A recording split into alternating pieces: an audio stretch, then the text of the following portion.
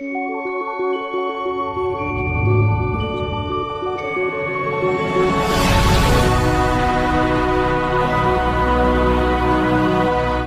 Rathore enterprises के office से बाहर आकर कार की तरफ बढ़ गए। अरुण ने ड्राइवर को मैरिज रजिस्ट्रेशन ऑफिस की तरफ चलने को कहा। वह ड्राइवर के साथ वाली सीट पर बैठ गया और तनु पीछे बैठी थी।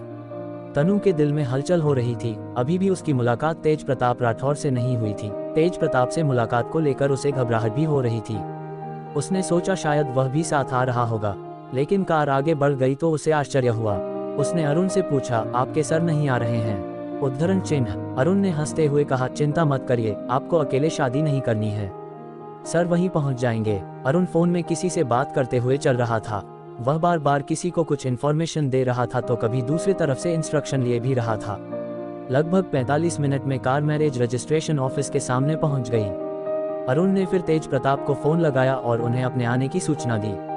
उधर से तेज प्रताप ने कहा, हाँ तुम अंदर चलकर फॉर्मेलिटी पूरा करो, मैं भी कुछ ही देर में पहुंच रहा हूँ। मैं यहाँ नाना जी को हॉस्पिटल में देखने आया हूँ, जल्दी ही आ रहा हूँ। तनुजा राठौर से कहो कि वह फॉर्म फिल करके साइन कर दे, मैं पहुँच रहा हूँ। अरुण और तनु दोनों ही मैरिज रजिस्ट्रेशन ऑफिस के अंदर आए। अरुण ने फॉर्म लिए, तनु ने अपना फॉर्म फिल किया और साइन करके बैठ गई। वह बेसब्री से तेज प्रताप का इंतजार कर रही थी। उसका दिल तेजी से धड़क रहा था, उसके हाथ पसीने से भर गए थे। वह बार बार इधर उधर देख रही थी। धीरे धीरे समय गुजरता जा रहा था, पर तेज प्रताप अभी तक नहीं आया था। अब लंच टाइम होने में भी बस 10 मिनट रह गए थे। तभी तनु का फोन बजा। उसने देखा शिल्पा का कॉल था। उसने अरुण को एक्सक्यूज मी कहा और फोन लेकर रूम के बाहर आ गई। वह खिड़की के साइड मुंह करके फोन में बात करने लगी।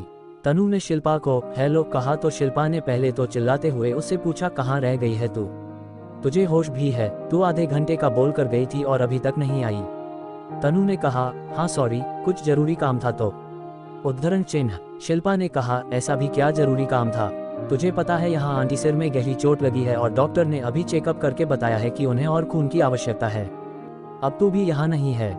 ये जो नज़ है वह अपनी तरफ से पूरी कोशिश कर रही है। वह बोल रही है ब्लड का अरेंजमेंट हो जाएगा, लेकिन फिर भी मैं तुझे बता रही हूँ, तू कब तक यहाँ पहुँचेगी? उद्धरण चिन्ह। तनु ने कहा, बस अभी कुछ ही समय में पहुँच रही हूँ, तब तक तुम वहाँ का ध्यान रखना। शिल्पा ने कहा, हाँ ध्यान तो मैं रखूंगी, बस तू जल्दी आ जा, तेरी भी चिंता लग रही है। दोनों बात ही कर रहे थे, तभी तेज प्रताप मैरिज रजिस्ट्रेशन ऑफिस में पहुंच गया। उसने देखा वहां सिर्फ अरुण है, तो उसने अरुण से पूछा, तनुजा कहाँ है? तो अरुण ने कहा, वह किसी का फोन आया था तो वह बाहर है, फॉर्म फिल हो गया है। तेज प्रताप ने कहा, तुम तो यहाँ का ट्रैफिक जानते ही हो, मुझे जल्दी यहाँ से निकलना भी है, मैं यहाँ ज्यादा देर नहीं रुक सकता। फिर उसने अपने साथ लाए मंगलसूत्र, रिंग और सिंदूर की डिब्बी को टेबल पर रख दिया। फिर फॉर्म में उसने साइन कर दिया। साइन करके उन्होंने वकील से पूछा, क्या शादी के लिए और कोई फॉर्मेलिटी रह गई है? तो वकील ने कहा, नहीं। इस पर तेज प्रताप ने फॉर्म वकील को दे दिए। वकील ने कहा, सर लंच के बाद ही आपको सर्टिफिकेट मिल पाएगा।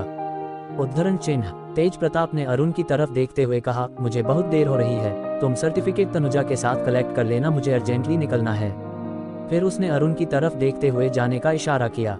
अरुण ने हड़बड़ाते हुए कहा, सर वह मंगलसूत्र और सिंदूर। इस पर तेज प्रताप ने उसे देखते हुए कहा, यहाँ पर लंच टाइम हो गया है और मुझे निकलना भी है, ये फॉर्मेलिटी बाद में कर लेंगे।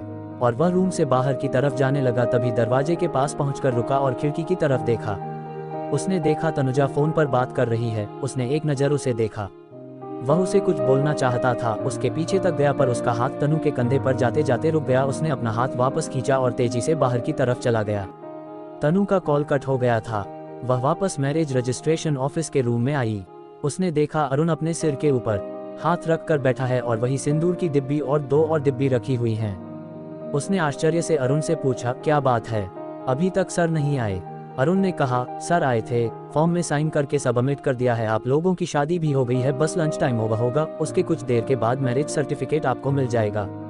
इस पर तनु को बहुत आश्चर्य हुआ। उसने मन में सोचा, अरे गजब, शादी भी हो गई, दूल्हा कौन है, कैसा है, पता भी नहीं चला। तनु अभी भी मैरिज रजिस्ट्रेशन ऑफिस में चुपचाप खड़ी थी। इतना कुछ हो गया, उसे पता ही नहीं चला। वह तेज प्रताप राठौर से मिल भी नहीं पाई थी। वह बुत बनकर वहीं खड़ी रह गई। अभी भी उसे विश्वास नहीं हो रहा था कि शादी हो गई है। तभी अरुण ने उससे कहा, मिस आप ये सिंदूर, मंगलसूत्र और रिंग की डब्बी अपने पास रख लीजिए। सर आपका कुछ देर वेट करते रहे, उन्हें जल्दी निकलना था, इसलिए अचानक ही चले गए।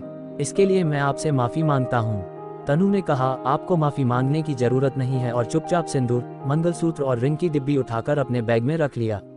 उद्धरण चिन्ह। उसने अरुण से पूछा, लंच कब ओवर होगा?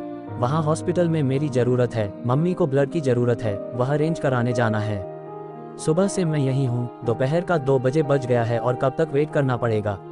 अरुण ने कहा, बस आधे घंटे में काम हो जाएगा।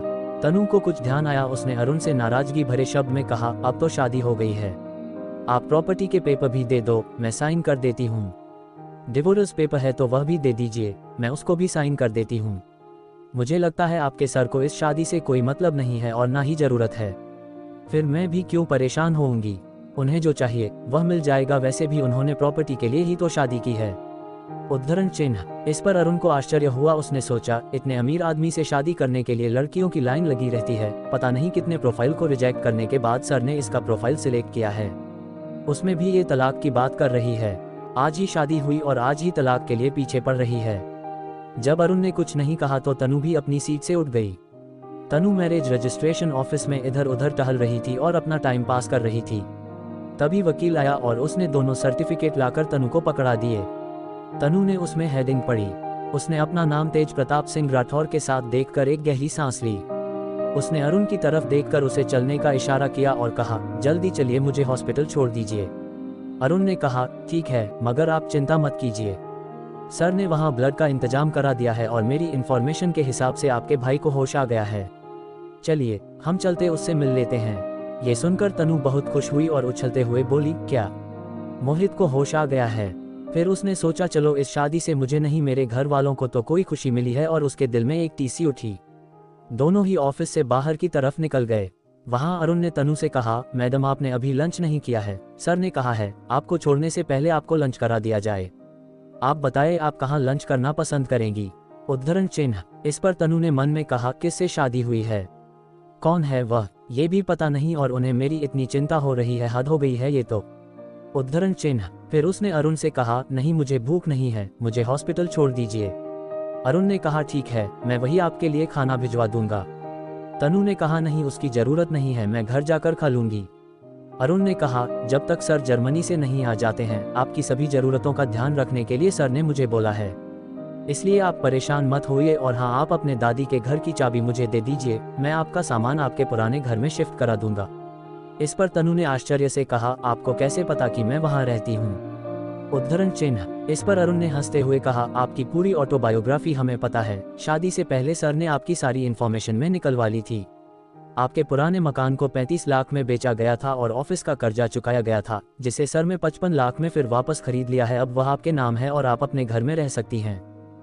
इस पर तनु को बहुत आश्चर्य हुआ, पर इस बात की खुशी भी थी कि अब उसे उस गली वाले घर में नहीं रहना पड़ेगा, वह वापस अपने घर चली जाएगी। उसने चाबी अरुण को दे दी। बात करते करते तनु और अरुण ऑफिस के बाहर आ गए। दोनों कार में बैठे। तनु वापस पैसेंजर सीट पर बैठी और अरुण ड्राइवर के पास बैठा। गाड़ी चल पड़ी और अरुण ने तनु को सिटी हॉस्पिटल में छोड़ा। तनु गाड़ी से उतरकर अंदर चली गई और अरुण वही खड़ा था। उसने किसी को कॉल किया, कुछ देर बाद की कुछ इंस्ट्रक्शन देने के बाद वह भी सिटी हॉस्पिटल में अंदर की तरफ आ गया। तनु सेकंड फ्लोर में आईसीयू वार्ड में पहुंच गई थी।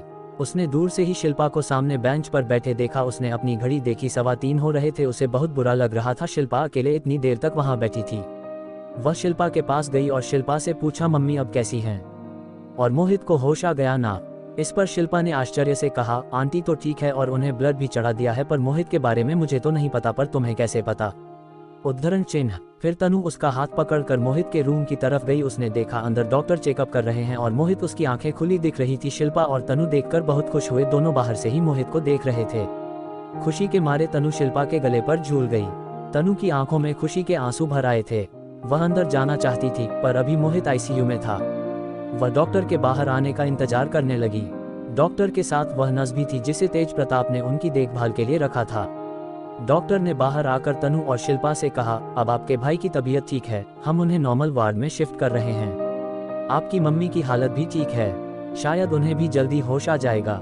उद्धरण चिन्ह। ये सुनकर तनु और शिल्पा बहुत खुश हुए। उन्होंने पूछा, क्या वह मोहित से मिल सकते हैं? उद्धरण चिन्ह। इस पर डॉक्टर ने कहा, हाँ, पहले उन्हें वार्ड में शिफ्ट कर लेने दीजिए, फिर आप उनसे मिल सकते हैं। डॉक्टर जाने लगे तो अरुण भी डॉक्टर के पीछे पीछे चला गया। उसने डॉक्टर से कुछ बात की तो डॉक्टर ने कहा शायद किसी नस के दबने के कारण मोहित अब चल नहीं पाएगा। उसका ट्रीटमेंट लंबा चलेगा और उसे किसी अच्छे हॉस्पिटल में शिफ्ट करना पड़ेगा। इस पर अरुण ने कहा ठीक है। ऐसे ही उसने मिताली जी और प्रशांत जी की तबीयत के बारे में भी पूछा। सारे इंस्ट्रक्शन और जानकारी लेकर तेज प्रताप राठौर को इन्फॉर्मेशन सेंड कर दी। उद्धरण चिन्ह, मोहित को नॉर्मल वार्ड में शिफ्ट कर दिया गया था पर अभी भी उसे उठने बैठने में दिक्कत हो रही थी। सिर पर पट्टी अभी भी बंधी हुई थी। डॉक्टर ने तनु को ऐसी कोई भी बात मोहित से करने मना की थी जिससे उसके दिमाग को कोई तकलीफ हो, इसलिए शिल्पा और तनु ने एक्सीडेंट के बारे में कुछ नहीं पूछा। अरुण ने शिल्पा और तनु के लिए नाश्ता मंगवाया था तथा मोहित के लिए सूप ऑर्डर किया था। मोहित को लग्जरी प्राइवेट रूम में शिफ्ट किया था जिससे तनु को थोड़ा आश्चर्य भी हो रहा था। वह बार बार अरुण की तरफ देख रही थी लेकिन अभी उसने कुछ नहीं कहा था। शिल्पा भी तनु और अरुण के बारे में जानना चाह रही थी कि अरुण यहाँ कैसे हैं, लेकिन अभी तक उसने भी कुछ नहीं पूछा था।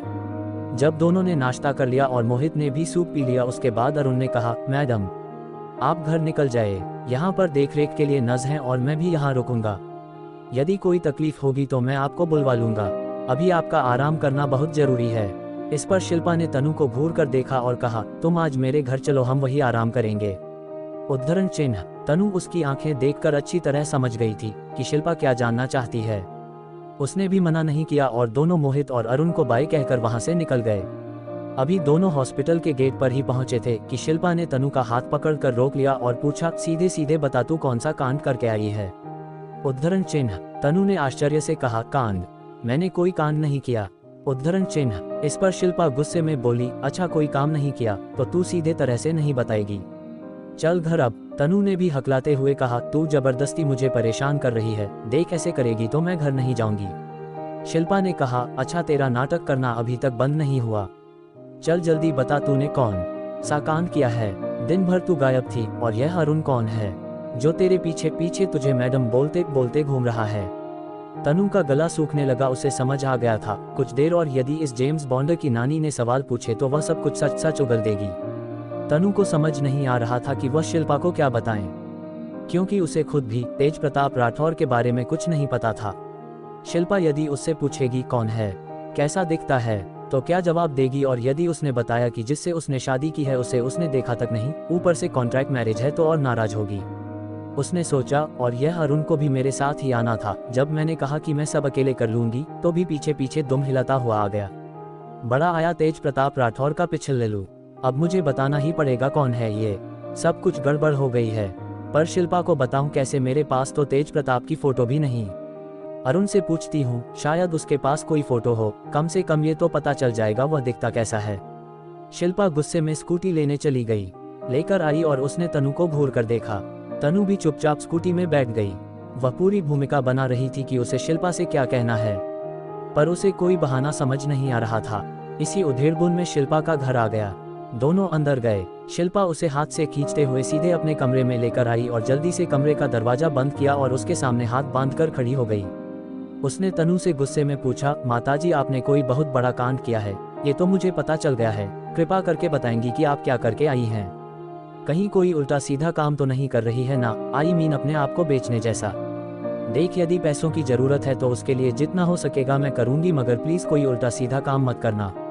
चल अब जल्दी बता। हेलो दोस्तों, आगे जानने के लिए जुड़े रहिए पॉकेट एफएम से और पढ़िए contract marriage I melt with you का अगला चैप्टर।